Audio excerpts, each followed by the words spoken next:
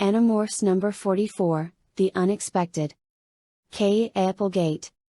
Chapter 1. I swooped low. This had to be it. Plane at the far gate. 2 Marine guards, trying to look casual. Well, as casual as you can get wearing combat boots and a pistol strapped to your chest. Jake, I think I found it. Jake? I circled, flapped my wings to gain altitude. Rachel? Tobias? Anybody? An armored truck rumbled toward the plane. The driver stopped, showed one of the guards a clipboard, then backed up to the cargo hold. The rear of the truck opened. 2 guys in hooded yellow coveralls climbed out, pulled oxygen masks over their faces and unlatched the plane's cargo door. Okay. These guys definitely weren't unloading souvenirs from Disneyland. If somebody was transporting a chunk of bug fighter wreckage, it had to be on this plane. I caught a thermal and rose above the airport. A baggage cart trundled across the tarmac. A jet screamed in for a landing. Guys in jumpsuits and headsets scrambled around, trying to keep the 747s from mowing down the commuter planes. And everywhere I looked, seagulls. On the roof, on the tarmac, against the fence. Seagulls are perfect cover. Part of the landscape, just like pigeons. Nobody even notices them. My own seagull morph blended right in. Unfortunately, Jake, Rachel, Marco, and Ax blended right in, too. I spotted a lone gull flitting back and forth beside a hangar at the far end of the runway. Beyond it, a red-tailed hawk sat perched on a chain-link fence. Tobias? Is that you? No answer. I didn't really expect one. Thought speak is sort of like a radio signal, and the hawk was too far away to get decent reception. I pulled my wings back and soared toward the hawk, then banked and wheeled around. A long black car shot from the hangar and sped toward the guarded plan. It swung around the Marines and screeched to a sideways stop in front of the armored truck, blocking it in. The car doors opened, and 4 men in suits got out.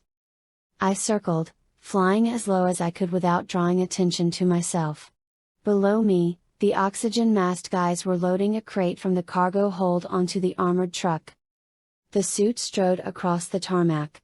The leader, a tall guy with a bald spot, headed directly for the crate, the other 3 suits close on his heels. Sir? Step away from the vehicle. The Marines weren't quite as casual now. They planted their feet wide apart and reached for their pistols. Bald Spot ignored them and poked his head inside the back of the armored truck.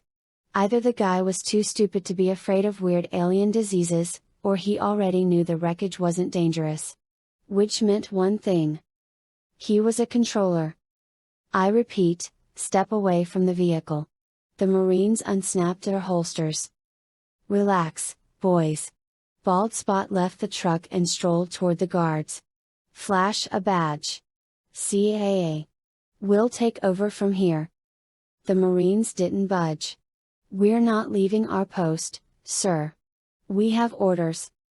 Well, you have new orders now. Bald Spot squinted at the 2 black stripes on the Marine's collar. Corporal. With all due respect, the corporal answered, sounding anything but respectful, we don't take orders from civilians.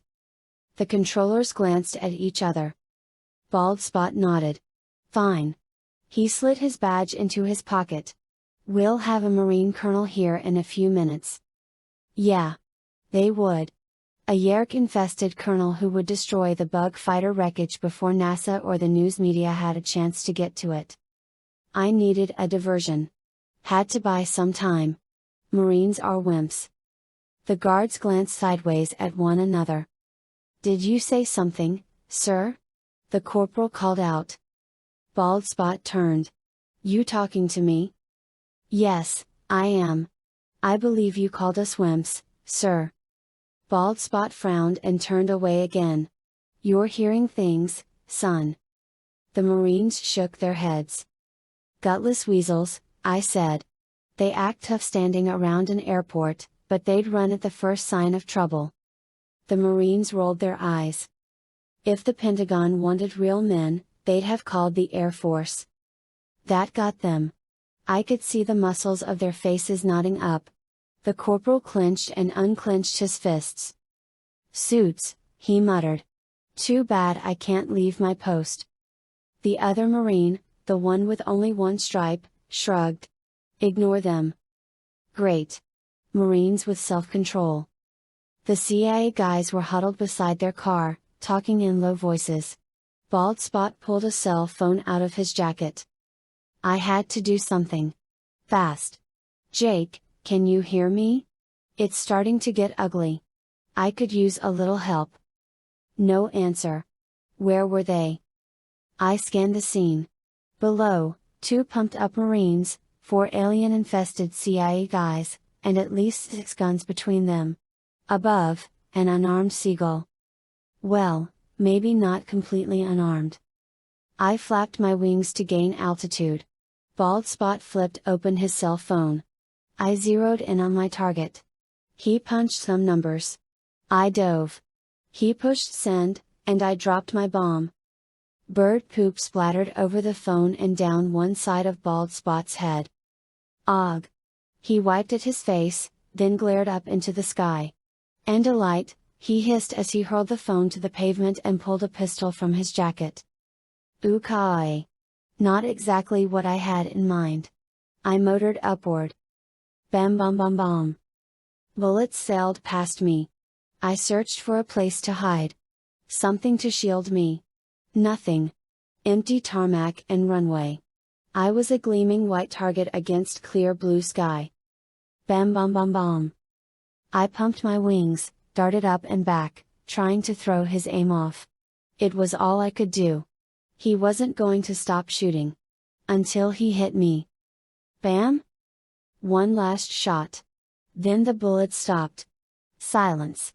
I spilled air from my wings and dove toward the runway. "Drop your weapon, sir." The Marines. I thrust my wings forward and spiraled around. They were standing with legs outspread, gripping their pistols with both hands. The oxygen masked guys dove inside the armored truck. "Smart." "Drop your weapon, sir," the corporal repeated. Bald Spot turned. "I don't think so." He extended his arm. "Here are your new orders, boys." "Oh, God. Jake?" "Kachik." He cocked his pistol. "Kachik. Kachik. Kachik." The other controllers cocked their pistols. For half a second Marines and controllers stood frozen. Then? Bam! Bam! Bam! Bullets flew. The Marines dove behind the plane's landing gear. The controllers dropped back behind their car. Okay. Okay. Think, Cassie. You have to get them to stop shooting. You've got to keep them from killing each other. Jake, where are you? Rachel? I can't do this by myself. Bam! Bam! Bam! Chuong. Kachoong. Bullets sprayed off metal. I swung around the tail of the plane, looking for cover. An engine roared to life at the next gate. A baggage cart, lurching toward the plane. The cart kept coming, full speed. It careened past a food service truck and ricocheted off a cargo bin. Fishtailed around the nose of the plane. Skidded to a stop between the Marines and the controllers. Bam! Bam! Kachoong. The baggage cart quaked. Suitcases erupted. Owowl. And 1,000 pounds of grizzly bear exploded from the rubble. Chapter 2. Uroar.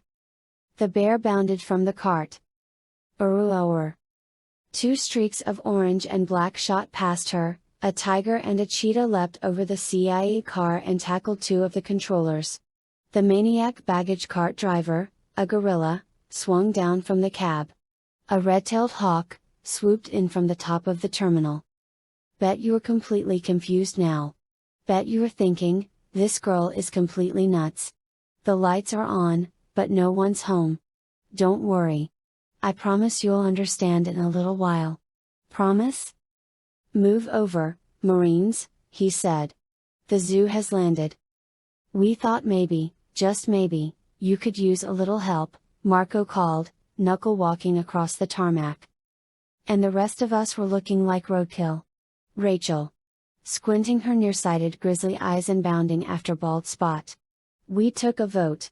We're pooling our money and enrolling Marco in driver's ed. Bald Spot turned. Leveled his pistol. Rachel. The gun. I screamed. She reared up on her hind legs. Pinned Bald Spot to the pavement with one swipe of her massive paw. Clamped her teeth around his gun and ripped it from his hand. You can't win. Bald Spot screamed. We'll destroy you. And then he was out cold. Courtesy of Rachel. Bam? Kachoong. Hey? Somebody tell the Marines to stop shooting. We're on their side. Marco hit the ground. Tobias dove for cover. Ax was locked in a deadly embrace with one of the controllers. They rolled across the tarmac, human desperation pitted against sheer feline strength. I skimmed low toward the car. Cassie. Look out. Bam? Jake leapt past me. Claws. Teeth. Gun metal. Blood.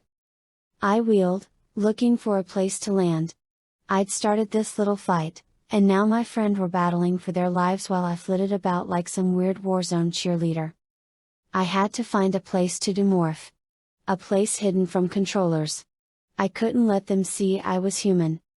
Because yes, I am human. My name is Cassie.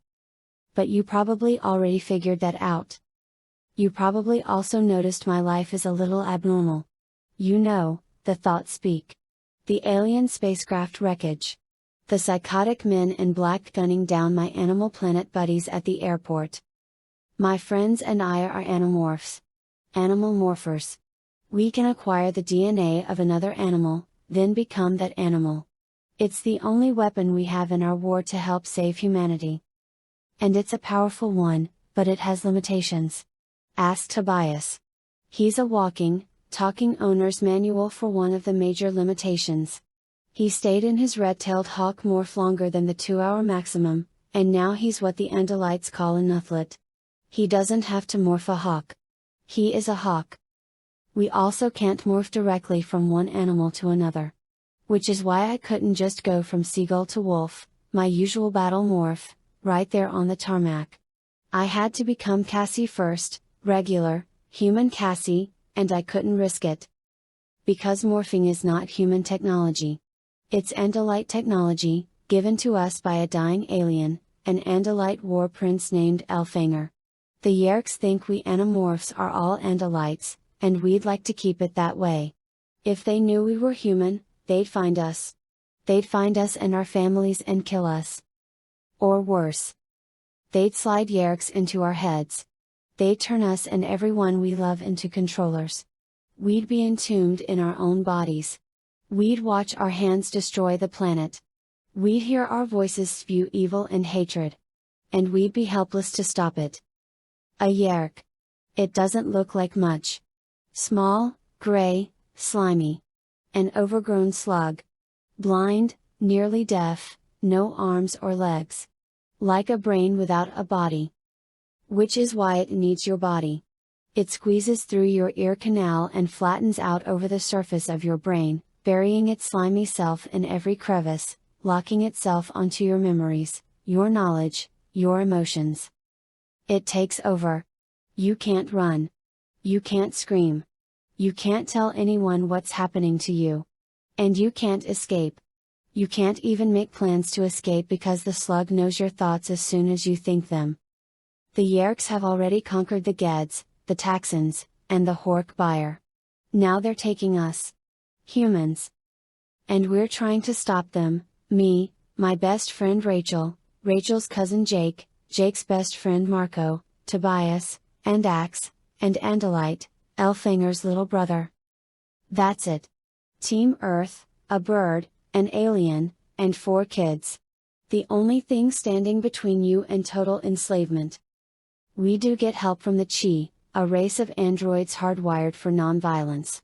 They've infiltrated the Yerk organization, the Sharing, and feed us information when they can.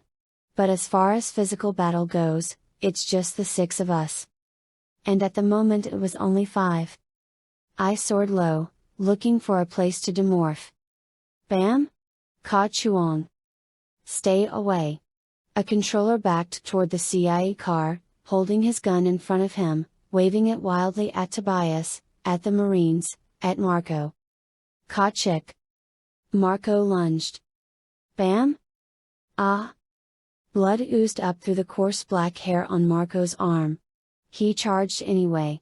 Crushed the controller against the car. Whammed him with one sledgehammer swing of his fist. Just for the record, he panted, I don't like this guy. The controller dropped to the pavement, unconscious. Jake stood on another controller's chest. Ax cornered a third controller between two cargo bins. Whipped his tail. Flicked air. Let out a sound that wasn't even close to meow. This appendage works well to balance the cheetah when it runs, but it is useless as a weapon.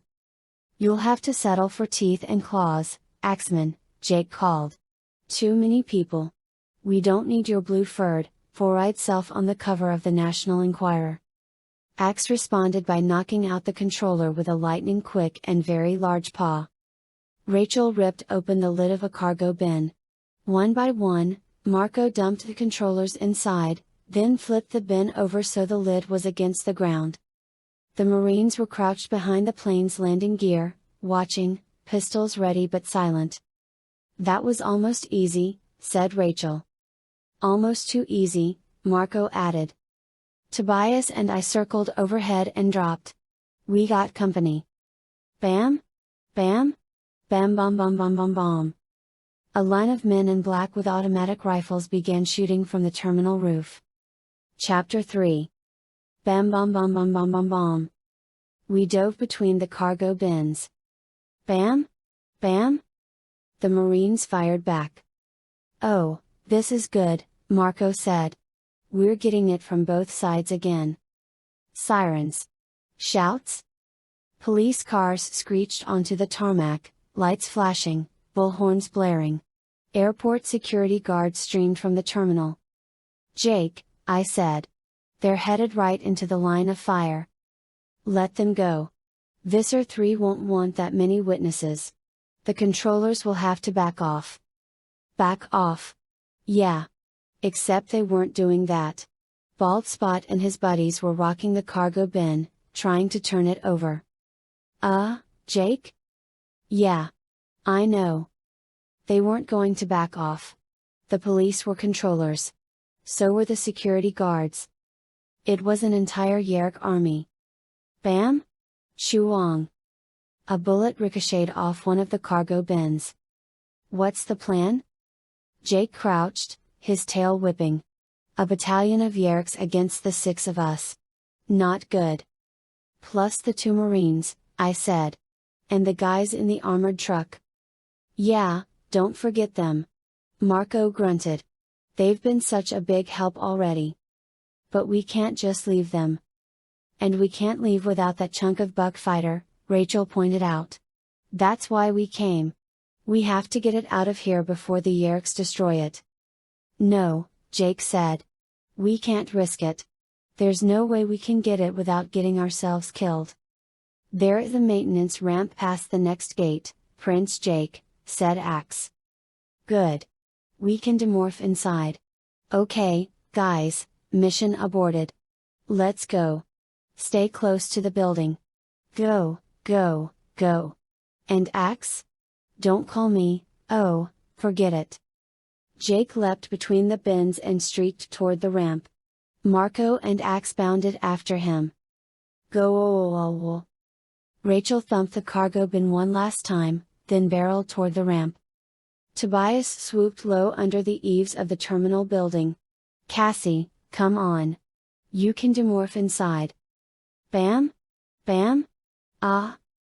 The Marine with one stripe on his collar grabbed his shoulder and collapsed to the pavement. I could see blood seeping form under his hand. Tobias circled. Time to go, Cassie. I'm right behind you. Tobias soared toward the ramp. I circled close to the terminal. The injured Marine crawled toward the armored truck. The controllers were ignoring him. But the other Marine, the corporal, was still crouched behind the plane's landing gear, firing at the enemy. And the enemy was firing back. One of the policemen held a bullhorn to his mouth. Visser 3 is getting impatient. Eliminate the human so we can get to that cargo hold. Eliminate. The controllers didn't care about the Marine. They just needed him out of the way. He was the only thing standing between them and the wrecked bug fighter. I had to get him to stop shooting. Hey? Marine? This is a friend. Hold your fire. I yelled at him and thought, speak.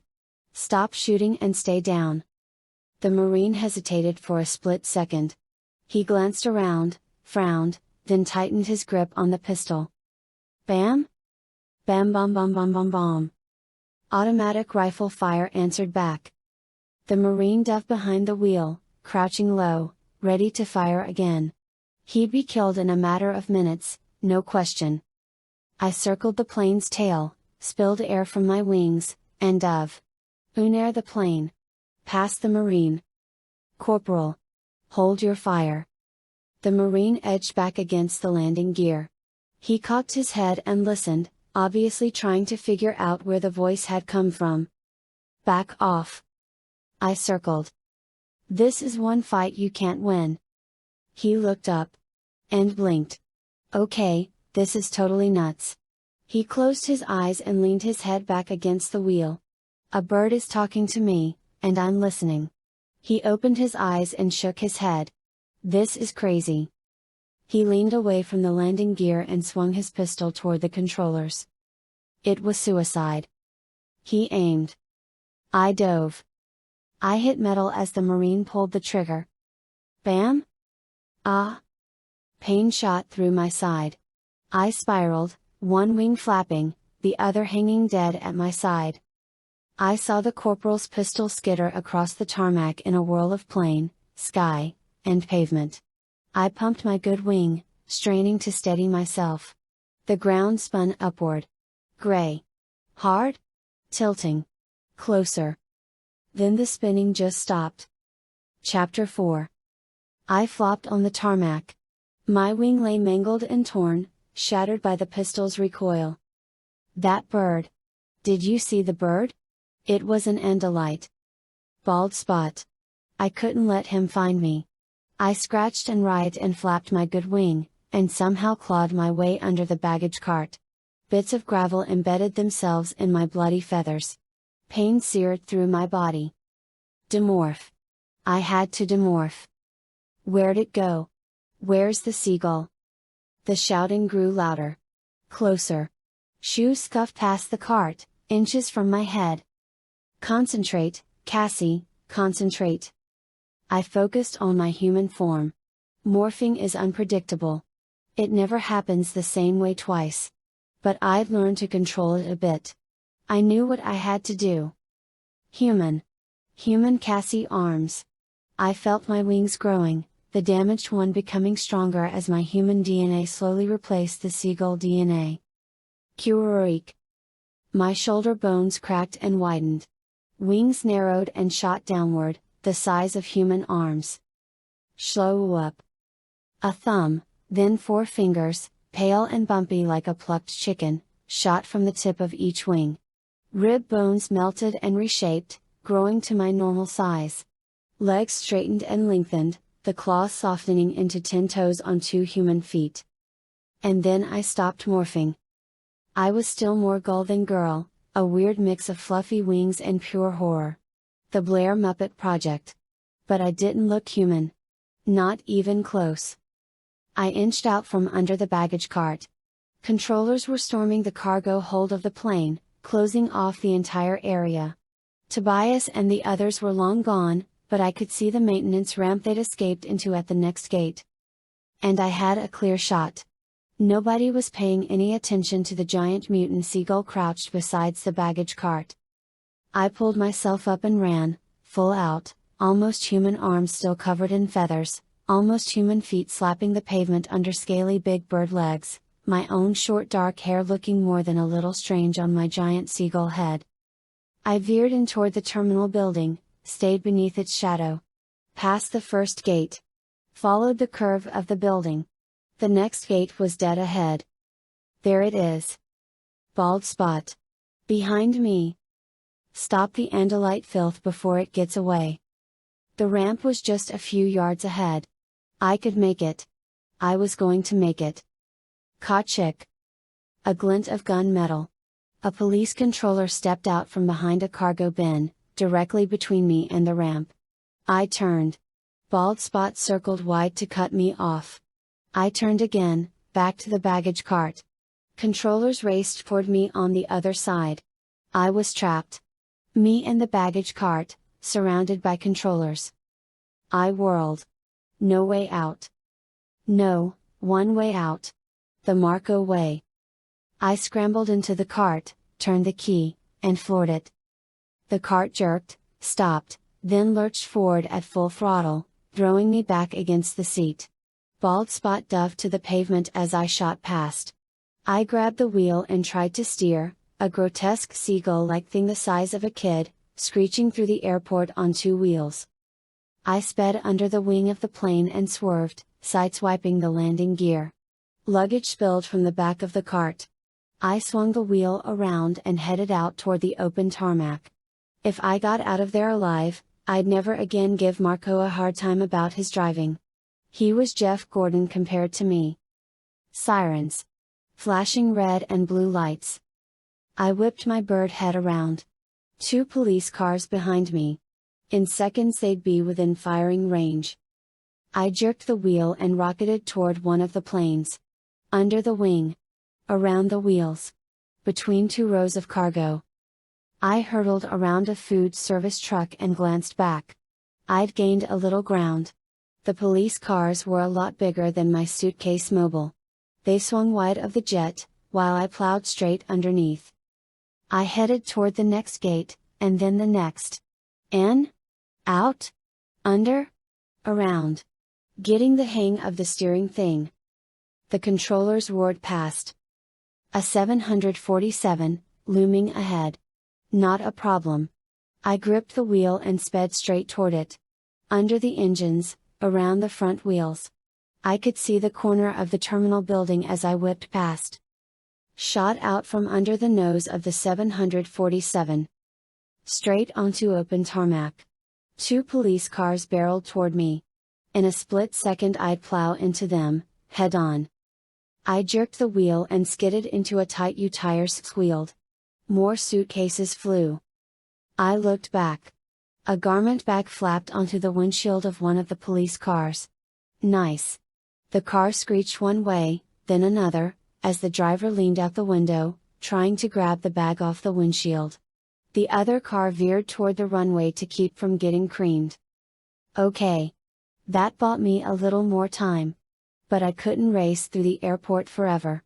I had to find a place to finish demorphing, then morph something that could get out of there.